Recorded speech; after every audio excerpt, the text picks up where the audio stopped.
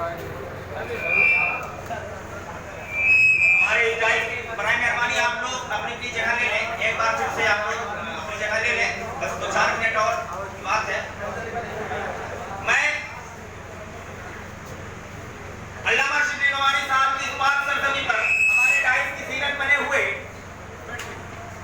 अलीगढ़ मुस्लिम university के पूर्व साबिक सदर तलबा यूनियन अली जनाब इज्जत माब, मेरे बड़े भाई जनाब मोहम्मद नफीस अहमद साहब और मेंबर ऑफ असेंबली साबिक जनरल सेक्रेटरी इलाहाबाद विश्वविद्यालय इलाहाबाद यूनिवर्सिटी के पूर्व महामंत्री यानी साबिक जनरल सेक्रेटरी रहे और वर्तमान में इस समय अकरौलिया विधानसभा से विधायक डॉक्टर संग्राम यादव जी और इस सभागार में शिबली कॉलेज के इस कॉन्फ्रेंस हॉल में तशरीफ लाए हुए इलाहाबाद से इस कार्यक्रम के प्रभारी बनाकर भेजे गए जनाब पीपी यादव जी और समाजवादी पार्टी के चारों विंगों के अध्यक्ष और मेरे सामने बैठे हुए आजमगढ़ खित्ते आजमगढ़ के तमाम कॉलेजों के लीडरान तलबा लीडरान, मैं आप सभी लोगों का खैर मकदम करता हूं, स्वागत करता हूं, इस्तकबाल करता हूं। सबसे पहले मैं अल्लामा शिबली नवानी साहब को खिराज अकीदत पेश करना चाहूंगा। इस शेर के साथ मैं उनको खिराज अकीदत पेश करना चाहूंगा कि शाम दर शाम जलेंगे तेरी यादों के चिराग, शाम दर शाम जलेंगे तेरी यादों के चिराग, नस्ल दर नस्ल तेरा दर्द नुमाया होगा। और इस तारीख पर एक बात कही है, किसी इंसान को सच्ची खिराज अकीदत हम तभी पेश कर सकते हैं जब उस इंसान के जरिए किए हुए अधूरे कामों को मंजिल इख्तिताम तक पहुंचाने का काम करे, उस इंसान को सच्ची खिराज अकीदत पेश करना होता है। अल्लामा शिबली नवानी साहब ने जो ख्वाब बुना था, उन ख्वाबों की एक ताबीर आज हमारे सामने बिल्कुल आप लोगों के सामने रही है। खैर, मैं आज असल मुद्दे पे आता हूं जो इस जलसे का मौजू मुनक्कद किया गया है कि वर्तमान परिवेश में छात्र संघ की भूमिका। छात्र संघ की शुरुआत सबसे पहले हिंदुस्तान के अंदर दादा भाई नौरोजी स्टूडेंट सोसाइटी के नाम से 1868 में करते हैं। उसके बाद ये तंजीम धीरे धीरे काम करती है। उस वक्त हिंदुस्तान एक उपनिवेश था और यहाँ गुलामी अंग्रेजों का गुलाम था। तब से स्टूडेंट सोसाइटी काम करती रही और 1920 में असहयोग आंदोलन, आप लोग नाम बहुत बखूबी पढ़े होंगे, जानते हैं सभी लोग, असहयोग आंदोलन, जिसमें सबसे अहम भूमिका अगर किसी ने निभाई, अगर किसी ने उस आंदोलन में कदम से कदम मिलाकर काम किया, चलने का काम किया, जिसने पूरे हिंदुस्तान में डंका बजाने का काम किया, वो काम युवाओं ने किया, वो काम छात्र नेताओं ने किया, वो काम छात्रों ने किया। ये कोई एक तहरीक नहीं है हिंदुस्तान के अंदर नौजवानों के जरिए, छात्र नेताओं के जरिए। आप तारीख, हिंदुस्तान की तारीख इस बात की शाहिद है कि हिंदुस्तान ने तलबा की सियासी जुरातों ने, तलबा के इख्तिदार ने, तलबा की ताकतों ने हिंदुस्तान के सियासी संत को मोड़ने का काम किया है। लेकिन आज हमें इस बात का गौर व खौफ करने की जरूरत है, हमें इस बात का फिक्र करने की जरूरत है कि क्या आज तलबा यूनियन की ताकत, क्या तलबा यूनियन के वो इख्तिदार, क्या तलबा यूनियन का वो जर्रार आज मौजूद है? नहीं मौजूद है। एक वक्त वो था जब 1984 में जयप्रकाश नारायण तहरीक चलती है, जिसमें हिंदुस्तान की वर्तमान उस समय की सरकार, इंदिरा गांधी की सरकार इस्तीफा देने पर मजबूर हो जाती है। बिहार के अंदर गफूर आंदोलन चलता है। उस आंदोलन में और हमारे बीच इस वक्त इलाहाबाद विश्वविद्यालय के वर्तमान अध्यक्ष जनाब अनीस यादव जी तशरीफ ला चुके हैं। मैं उनका शिबली की सरजमी पे स्वागत करता हूं, खैर मकदम करता हूं और मैं शिबली कॉलेज से गुजारिश करता हूं कि वो माल्यार्पण करके अनीस यादव जी का स्वागत करें, खैर मकदम करें।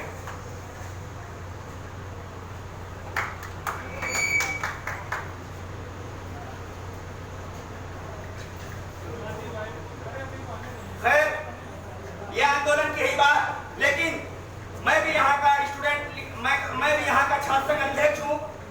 लेकिन मैं ये कहता हूँ ये छात्र संघ से निकला हुआ नेता जब आगे सत्ता में राजनीति करता है, सूबे में राजनीति करता है, तो वही नेता, वही राजनीतिक दल उनको अलग दिशाओं में मोड़ देते हैं।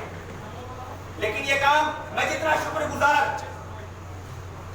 शुक्रिया अदा करूं शिवली कॉलेज के छात्र छात्राओं का, उतना ही शुक्रगुजार मैं अखिलेश यादव जी का हूं। माननीय श्री अखिलेश यादव जी की सरकार जब 2012 में बनती है, उन्होंने छात्र संघ को बहाल किया और हमें इस काबिल बनाया कि आज मैं आपके सामने खड़े होकर बोलने लायक हूं।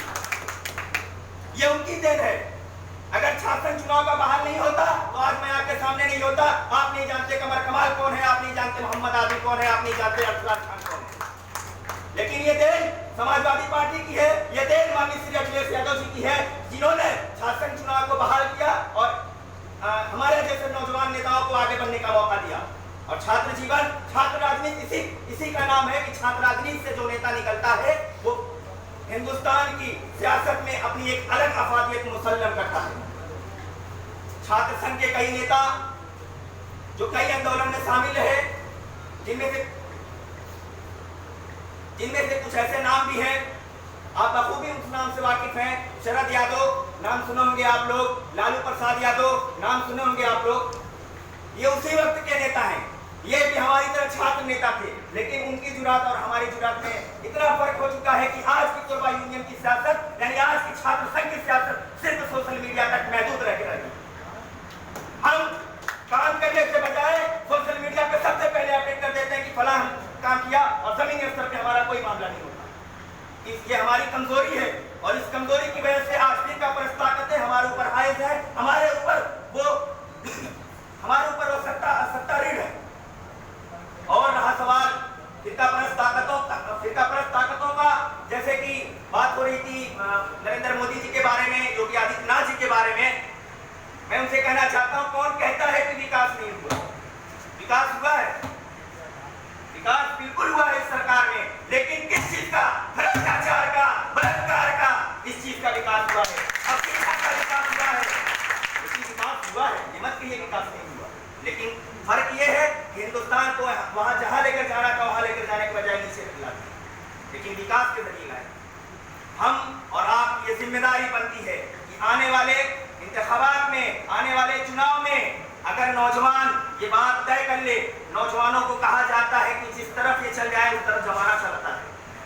ये नौजवान, ये हमारी और आपकी जिम्मेदारी बनती है कि हिंदुस्तान की सियासी तारीख को अगर बदलना है तो नौजवानों को सबसे पहले आगे आना होगा। और नौजवान हिंदुस्तान की सियासत में अपनी अफादियत मुसल्लम करे। मैं ये नहीं कहता कि आप शिक्षा ना हासिल करें, क्योंकि बिना शिक्षा के इंसान अधूरा है।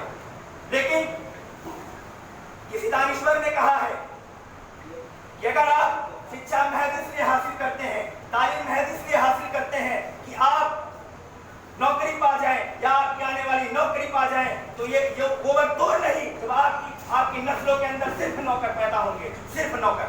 लेकिन आपके अंदर अगर ये सोच है कि हम तालीम के साथ साथ खिदमत-ए-खल्क यानी सामाजिक काम करें, हम मजलूमों के साथ उनकी लड़ाई लड़ें, उनकी हक की लड़ाई लड़ें, तो ये याद रखिए कि आपकी नस्लों में, आपकी नस्लों के अंदर कायद पैदा होगा, रहबर पैदा होगा, जो आपका ही मुस्तकबिल नहीं बल्कि पूरे हिंदुस्तान का।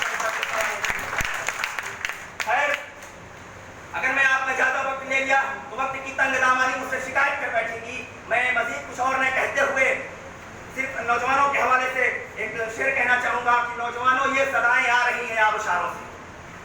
नौजवानों, ये सदाएं आ रही हैं आबशारों से, चट्टाने चूर हो जाएं जो हो अज़्मे सफर पैदा। नौजवानों, ये सदाएं आ रही हैं आबशारों से, चट्टाने चूर हो जाएं जो हो अज़्मे सफर पैदा। वो सबनम का सुकून या परवाने की बेता, हो सबनम का सुकून या परवाने की बेता भी अगर उड़ने की धुन होगी तो उनके बाल ऊपर पैदा। बहुत बहुत धन्यवाद कमर कमाल साहब, बहुत ही बेहतरीन अंदाज में आप खिताब कर रहे थे।